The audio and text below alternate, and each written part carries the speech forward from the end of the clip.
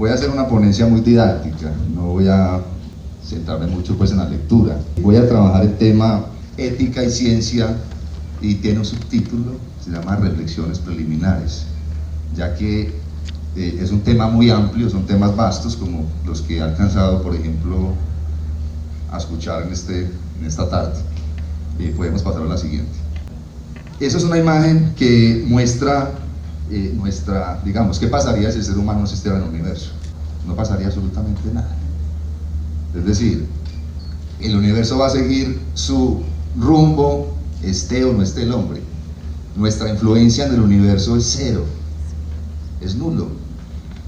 Hoy en día que se habla tanto de contaminación ambiental, de que estamos acabando con el planeta, si uno compara el planeta Tierra con el sistema solar, solamente les pongo esta comparación, dentro del Sol caben 1 millón de planetas Tierras, 1 millón de planetas Tierras caben dentro del Sol.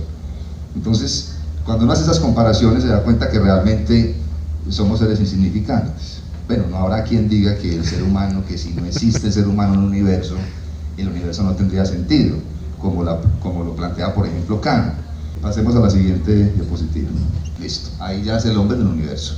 Pascal en sus pensamientos va a decir que, digamos, el hombre comparado con el universo es nada, pero por el pensamiento el ser humano abarca el universo. Es decir, la mayoría de filósofos en Occidente, exceptuando muy pocos, desde Aristóteles y quizás un poco antes, siempre han pensado que la diferencia del ser humano con el resto de criaturas es la razón. Entonces vamos a centrar mucho en esta charla en la razón y en el conflicto entre la razón y las pasiones para mostrar la relación entre ética y ciencia. Seguimos con la siguiente, por favor. En la vida de un hombre, su tiempo es solo un instante, su ser un flujo incesante, sus sentidos una débil y fugaz luz, su alma un torbellino inquieto, su destino oscuro y su fama dudosa. En definitiva, todo lo que es del cuerpo es agua que corre, todo lo que es del alma son sueños y vapores.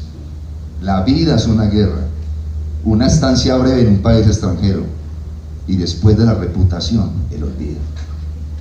¿Dónde puede el hombre encontrar el poder de guiar y cuidar sus pasos? En una cosa y solo una, el amor del conocimiento. Esto es de un estoico que se llama Marco Aurelio, mostrando que al hombre, digamos que el hombre siempre está en la búsqueda del conocimiento, y en este caso voy a hablar del conocimiento científico. Sócrates sabemos que no escribió absolutamente nada. Lo que sabemos de Sócrates es por lo que dijo Platón. Y pues yo voy a dar una pequeña, insisto, son 20 minutos y no me alcanza para decir muchas cosas, tengo que ser muy concreto, pero digamos que yo voy a dar una definición de ética teniendo en cuenta lo que dice Sócrates a través de los diálogos de Platón. Sócrates dice, no estamos hablando de una insignificancia, sino de cómo debemos vivir. Yo le digo a mis estudiantes en ética, se van a dar cuenta cómo es una clase de ética. Es decir, ética no es como en el, perdón, con todo respeto, como en el colegio, vea, siéntese así, haga esto, no haga tal cosa. No, ética es voy a dar la definición, insisto, puede que acá hay profesores de filosofía de la universidad y todo, pero voy a dar una noción breve de qué es ética y la diferencia con la moral. Ética es la reflexión filosófica sobre la moral. Hay personas que están simplemente sumergidas en el mundo, en la cotidianidad, pero nunca piensan su conducta. No, la ética es una reflexión filosófica sobre la moral. De hecho, hago una afirmación que puede parecer temeraria. No hay ética, hay éticas. Ética picuria, ética estoica, ética kantiana, ética aristotélica. El mundo actual se habla de otros tipos de éticas que antes no existían. Ética y los animales, ética y medio ambiente. Esas reflexiones son muy recientes, bioética, eso no existían los griegos. Entonces la ética es un campo muy amplio, por eso hice una reflexión corta sobre lo que yo considero que es la ética, y que yo creo que diferentes autores como Aristóteles, como Kant y tal vez como Stuart Mill estarían de acuerdo en que esa es una definición de ética que los tres estarían de acuerdo, aunque son sistemas éticos distintos. Seguimos con la siguiente. Bueno, esto es una belleza. Está la muerte de Sócrates, y si no la puse ahí por ponerla, lo cité y luego puse. Sócrates murió. Yo les voy a decir por qué murió. Por las preguntas que él se hacía. Porque él ponía a pensar a las personas. Les voy a solamente decir una pregunta que hizo Sócrates, pues no la voy a resolver porque sería otro tema. Miren, escuchen esta pregunta. ¿Es la conducta correcta porque los dioses la ordenan o la ordenan los dioses porque es correcta? Eso es una preguntota. Esta es una definición de ciencia que da quizás mi criterio, yo sé que algunos dirán que no, uno de los filósofos más importantes de Latinoamérica. Esta es una definición muy precisa de ciencia que da Mario Bunge. Creo que la palabra ciencia es ambigua. Claro, es ambigua, porque es que cuando uno dice ciencia, digamos, ciencia es una palabra, es decir, yo no puedo decir que, venga un momentico, ciencia hablamos. Es decir, ciencia no es algo que yo puedo señalar, es un concepto que es ambiguo. Me voy a referir a algunos tipos de ciencias, es decir, a las ciencias lo que llama duras, aunque ese nombre tampoco me gusta muchísimo. La física principalmente, y las matemáticas. Porque si uno habla de otros tipos de ciencias, por ejemplo, ciencias económicas, ciencias administrativas, ciencias ambientales, la economía y el medio ambiente, la economía y la administración están teñidas de ética, es decir, cuando digo teñidas me refiero a que están teñidas de valor. Usted no puede pensar un economista que la relación de la economía no tenga nada que ver con la ética, no, hace parte. Pero cuando hablamos, por ejemplo, de una fórmula matemática, usted no puede decir, no, es que esa fórmula matemática es mala o es buena. No, es una tesis que la plantearon los positivistas lógicos en el siglo pasado, que se llama, suena un poco confusa la tesis, pero la voy a explicar, se llama la neutralidad valorativa de la ciencia. Es decir, que esas ciencias como la física y la química, la ciencia es independiente de la ética, en ese caso. Pero en las ciencias económicas y administrativas la ética sí está ilegal. Albert Einstein, ¿qué es ciencia? Yo acá tengo un libro de Einstein. Quiero dejar como un comentario porque veo muchos muchachos jóvenes acá. Compren libros. Este libro es el de Einstein. Yo sé que los comentaristas son buenos, pero les voy a dar una opinión.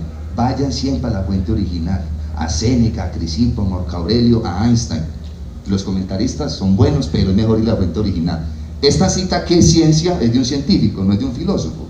Einstein dice en este libro: ciencia es el empeño secular ya de agrupar por medio del pensamiento sistemático los fenómenos perceptibles de este mundo en una asociación lo más amplia posible. Dicho esquemáticamente, es intentar una reconstrucción posterior de la existencia a través del proceso de conceptualización.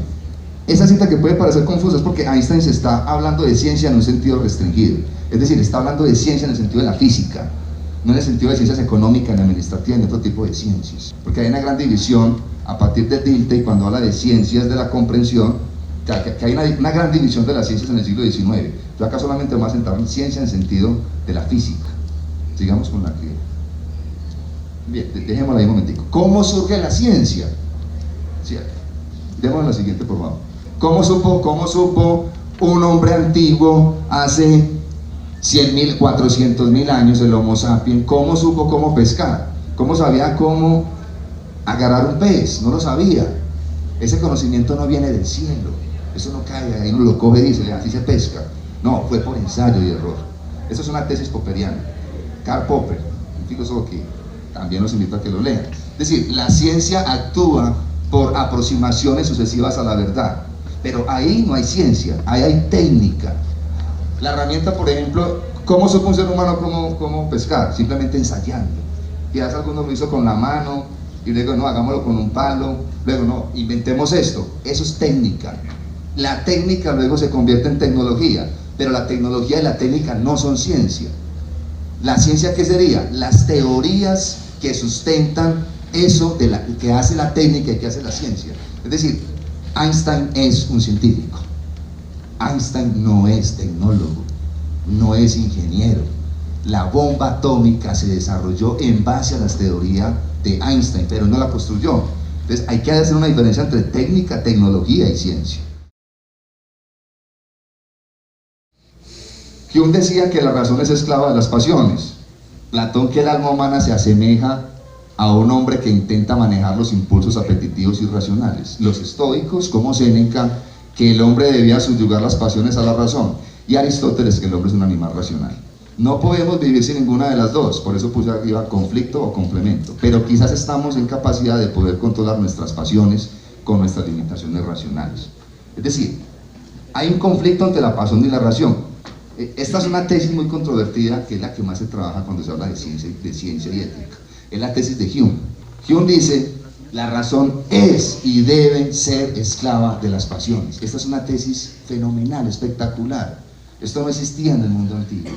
Los antiguos tenían una reflexión profunda entre la razón y la pasión. Hume separó la razón de la pasión. Es decir, para Hume una cosa es la razón y otra cosa es la pasión. Y nosotros nos movemos es por la pasión, no por la razón. Es decir, yo estoy acá apasionado donde está esta charla. ¿Qué es lo que hace la razón? Buscar los medios para llevar la charla, ¿cierto? Entonces Hume va a decir, ¿qué es lo que hace el científico? El científico está dominado por la pasión, por la pasión. ¿Y la razón qué es? La razón simplemente sería un medio para alcanzar un objetivo. O sea que hay una excisión entre pasión y razón. Sigamos con la siguiente. Termino con esta cita. Bomba atómica, un ensayo, y abajo una cita. Muy bien, la bomba atómica es para mí es un ejemplo paradigmático que han utilizado mucho los científicos y los filósofos de la ciencia que han trabajado estos temas. Es un ejemplo paradigmático, ¿por qué? Porque la bomba atómica es una genialidad. Es decir, construir la bomba atómica no es de cualquier cosa. ¿Quién la construyó? Oppenheimer. Tampoco la construyó él. Se necesitaron más de 5.000 científicos para construir la primera bomba atómica. Pero la bomba atómica no la construyó Einstein, aunque Einstein sí tuvo que ver con la construcción de la bomba atómica. Pero la bomba atómica está basada en las teorías de Einstein, pero no la construyó. Es el hombre el que la construye. Es decir, tenemos que separar la tesis de la neutralidad valorativa de la ciencia. Esta va a establecer, una cosa es la ciencia y otra cosa es la ética. Es el uso que el hombre hace de los objetos. Yo conozco mucho amigo, ya concluyendo ya, conozco mucho amigo cuchillero. Muchísimo. El carnicero. Yo voy, eso está lleno de cuchillos allá y nunca he matado a nadie. Entonces el problema no es ese, el problema no es la herramienta. El problema ¿qué es? Es el uso que el hombre hace de la herramienta. Termino con esta cita. El conocimiento ha sido nuestra ventaja sobre todo el resto de criaturas, y nuestra inteligencia está basada en el uso de ese conocimiento. El conocimiento puede ser nuestro pecado o nuestra salvación. Podemos desarrollar nuestra civilización a pasos gigantescos, o podemos autodestruirnos en un solo instante.